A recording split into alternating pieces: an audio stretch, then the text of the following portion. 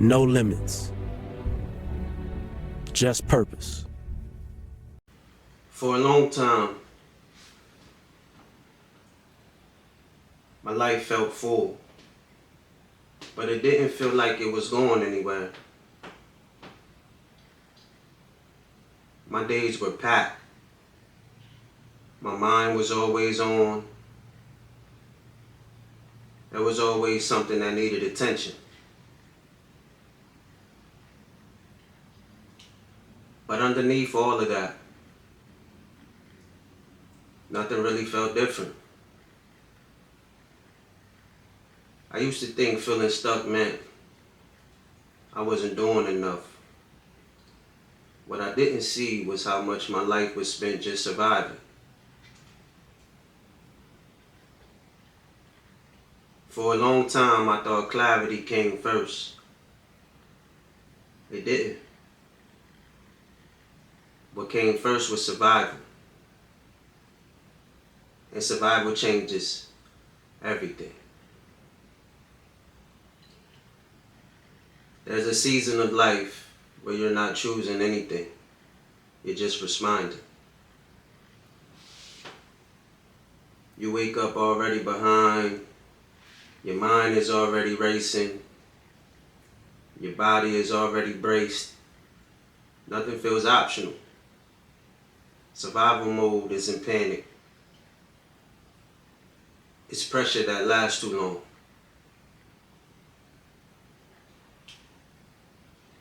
It's when your system stops thinking in years and start thinking in hours. Bills, schedules, expectations, people depending on you. Not all at once, just enough every day. Here's why survival mode is unrecognizable. You're still functioning. You're working, you're providing, you're showing up. So from the outside, it looks good. It looks like discipline. But internally, everything is reactive. Life is happening to you, not through you. Survival keeps you busy. And busy feels productive. Your calendar is full. Your phone never stops. Your mind never shuts off. But activity replaces reflection. And when reflection disappears, time speeds up.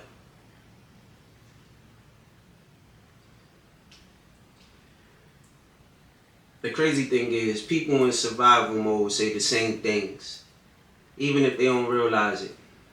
I'm tired of thinking. I just need to get through this. Same shit, different day. That's not a character flaw. When pressure is constant, long-term thinking feels unsafe. So dreaming feels unrealistic. Planning feels exhausting. And change feels like risk. This is why people like us, motivation, it don't stick here. It feels good for a moment, and then life presses back in. Because motivation talks to desire, and survival talks to threat.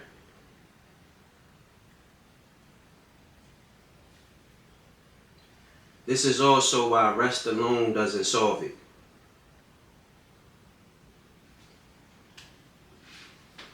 You can sleep, sure. You can slow down for a day. You can even take a break. But when your system is trained for urgency, being calm feels unfamiliar. So rest doesn't restore you. It just pauses the noise. See, survival mode does things. You're present, but not fully there. You care. Of course you care. But everything feels muted. You keep moving, but joy feels distant. Not because you don't want more. We all want more. But because your system is focused on endurance. It's focused on just lasting.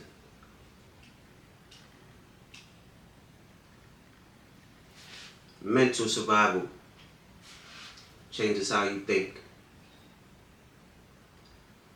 You stop asking big questions because they feel heavy. You stop imagining different futures because they feel unrealistic. You start measuring success by how little goes wrong instead of how much you grow.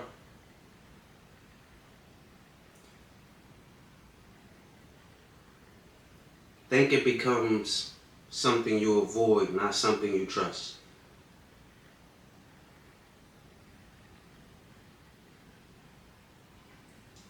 Emotional survival.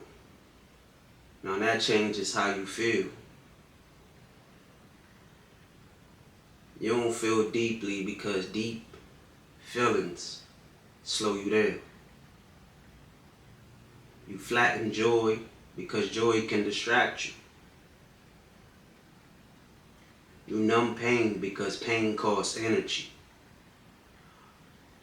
Listen, over time, everything levels out into something manageable. But it still feels empty.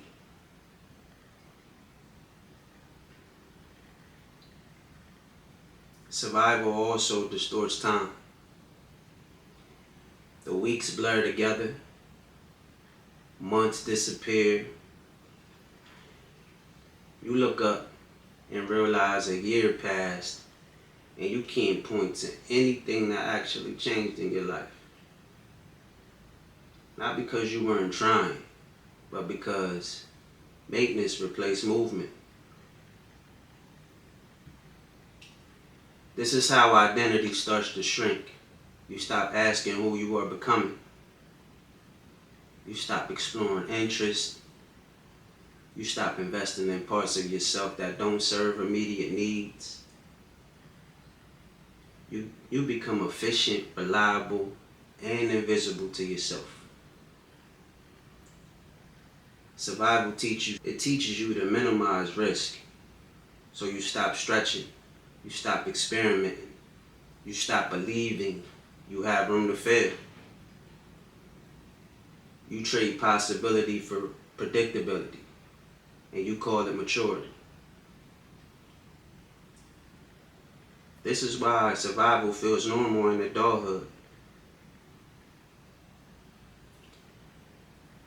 Because responsibility, pressure, and endurance, that gets praised.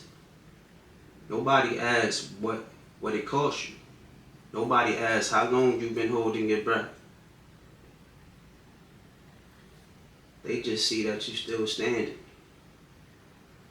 And when survival is praised long enough, we stop questioning it. You assume this is what life is supposed to feel like. Tired, busy, heavy. It seems like you're putting in a lot of work, but everything's unfinished. If any of this sounds familiar, it doesn't mean something is wrong with you. It means something requires you to be strong longer than you were meant to be. Survival mode doesn't take your life all at once. It takes it quietly. A year here, a season there, a version of you that never fully comes back. Not because you weren't capable, but because you were busy holding everything together. This episode isn't here to fix anything.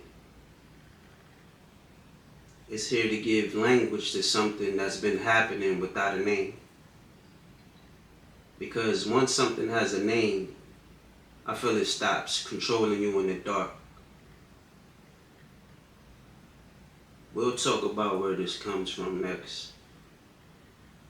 But before I end this, I do want to name something. What you're listening to right now isn't motivation. It isn't advice. It isn't me telling you what to do. This is the Jones effect. And the Jones effect isn't about pushing harder or grinding more.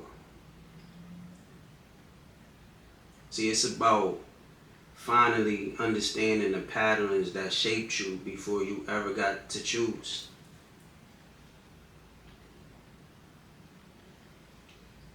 In the next episode, I'm not talking about theories. I'm not talking about psychology terms. I'm talking about real life. My life, the environments, the pressure,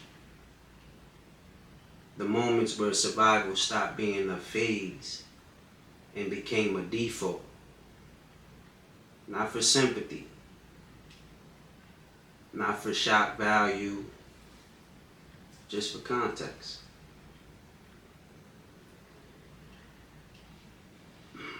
Because you can't understand present until you understand what trained you. So if episode 1 was the decision to speak, this episode was the language to seek. Then what's coming next is the origin of all of it.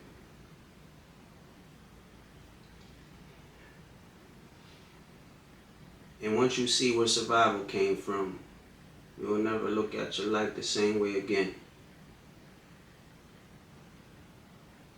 That's the Jones effect. I appreciate you for watching. Appreciate you for listening. No limits, just purpose. Peace. Black people and brown people are the only group of people, and poor whites, who didn't use free enterprise and capitalism to set themselves free.